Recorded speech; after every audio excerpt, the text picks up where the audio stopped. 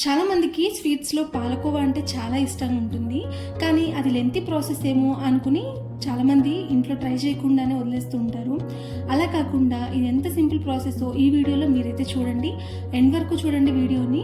First అయితే కడాయిలోకి 1/2 cup వరకు పాలను తీసుకుంటున్నాను. మనకి ఈ కొలతతోనే మిగిలినవన్నీ కూడా తీసుకుంటాం కాబట్టి ఆ కప్తోనే అన్నీ కూడా తీసుకోండి. సో ఇప్పుడు పాలని కడాయిలోకి తీసుకొని కాస్త వెచ్చగా అయ్యేంత వరకు మనం వేడి చేసుకోవాలి పాలని.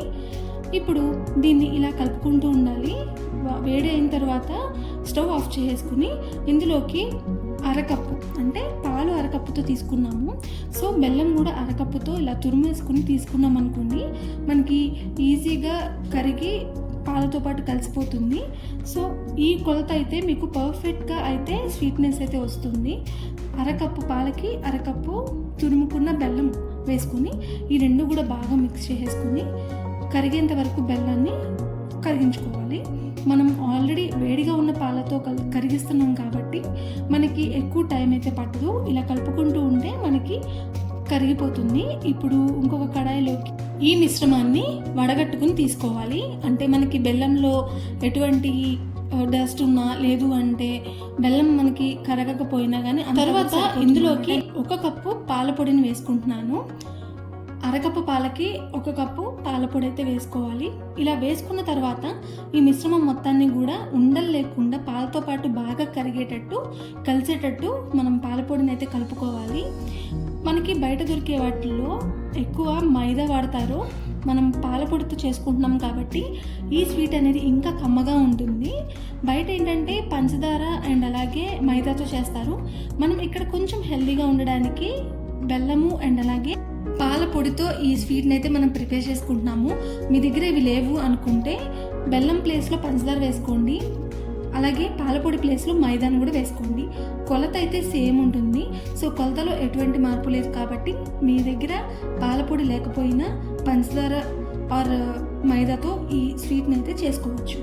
బయట మాత్రం మైదాతోనే చేస్తారు కాబట్టి నేను మైదానే అని చెప్తున్నాను.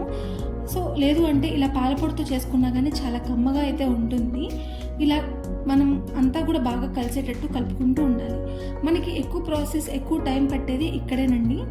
ఈ మిశ్రమం అంతా కూడా బాగా దగ్గర పడేంత వరకు మనం దీన్ని కలుపుకుంటూ ఉండాలి. ఎక్కడైనా కానీ ఆపారు అంటే ఇలాగా మూకుడికి అంటుకుపోయి అడుగంటికి పోయి మాడిపోతుంది అనమాట. లేదు అంటే గడ్డలు కట్టేస్తుంది. సో ఇలాగ దగ్గర పడేంత వరకు దీన్ని కొంచెం ఓపిక్గా కలుపుకుంటూ ఉండాలి. కానీ ఫైనల్గా అవుట్పుట్ అయితే చాలా బాగా వస్తుంది. అచ్చంగా మనం మొత్తం కూడా పాలపొడే వేస్ట్ చేసుకున్నాం కాబట్టి టేస్ట్కి అయితే డోకా ఉండదు. సో ఇక్కడ చూస్తున్నారు కదా, చాలా వరకు దగ్గర పడిపోయింది. ఇంకా కూడా చాలా దగ్గర పడాలి. కానీ మనం ఈ టైంలో 1 స్పూన్ గీ అయితే వేసుకున్నాము. ఇలా వేసుకుంటే మనకి ఇంకాస్త దగ్గర పడి కమ్మదనాన్ని ఇచ్చి స్వీట్కి ప్యాన్కి అంటుకోకుండా అయితే ఉంటుంది. సో మీరు ఈ గీ ప్లేస్లో బటర్ అయినా డాల్డా అయినా కానీ వేసుకోవచ్చు. కానీ స్వీట్ కాబట్టి మనకి ఈ నెయ్యి వేసుకుంటేనే చాలా టేస్ట్ అయితే వస్తుంది. సో ఇలా మూకుడికి అంటుకోకుండా సెపరేట్ అయ్యేంత వరకు మనం దీన్ని కలుపుకుంటూ ఉండాలి. ఇదే కొంచెం మెయిన్ ప్రాసెస్ అనమాట. సో ఇలా కలుపుకునేంత వరకు కొంచెం ఓపిక్గా అయితే కలుపుకోవాలి.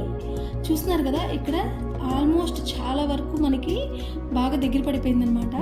ఇలా దగ్గర పడేంత వరకు కలుపుకుంటేనే మనకి మోల్డ్ అయితే అవుతుందన్నమాట పాలకోవాలాగా.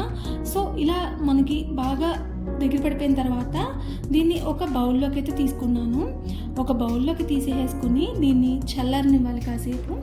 ఇలా చల్లారిన తర్వాత మనం పాలకోవాలాగా మనం షేప్ అయితే ప్రిపేర్ చేసుకోవచ్చు. సో ఫస్ట్ అయితే ఈ కప్లోకి అయితే అంతా కూడా వేసేసుకుని 10 నిమిషాల పాటు ఫ్యాన్ కింద అయితే ఆరబెట్టేశాను. చల్లారిపోయిన తర్వాత చిన్న పోర్షన్ తీసుకుని ఇలా చేతులతో ఉండలాగా చేసుకుని మనకి నచ్చిన షేప్లో అయితే ప్రిపేర్ చేసుకుంటే పాలకోవా అయితే రెడీ అయిపోతుంది. చాలా తక్కువ ప్రాసెస్లో మనం ఈ పాలకోవాని ఎలా ప్రిపేర్ చేయాలి అనేది చూపించేసాము.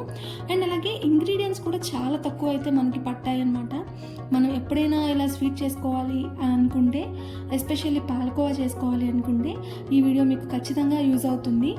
ఈ వీడియోని మీరు సేవ్ చేసుకోండి. మీ ఫ్రెండ్స్ అండ్ ఫ్యామిలీ మెంబర్స్లో ఎవరికైనా స్వీట్ ఎక్కువ ఇష్టం అనుకుంటే వాళ్ళకు కూడా షేర్ చేయండి. అండ్ అలాగే మీరు ట్రై చేసి ఎలా వచ్చింది అనేది కమెంట్ చేయండి. ఈ వీడియో మీకు నచ్చిందని అనుకుంటున్నాను. మనకి ఇలా నచ్చినట్లు ఇలా మోల్డ్ చేసేసుకున్నాము అన్నీ కూడా.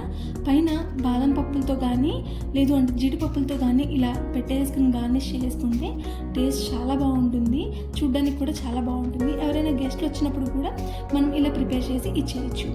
ఈ వీడియో మీకు ఎలా అనిపించింది కమెంట్ చేయండి. అండ్ అలాగే ఈ వీడియో మీకు నచ్చినట్లయితే నా ఛానల్కి సబ్స్క్రైబ్ చేసుకోండి. ఈ వీడియోకి ఒక లైక్ అయితే ఇచ్చుకోండి. Thanks for watching.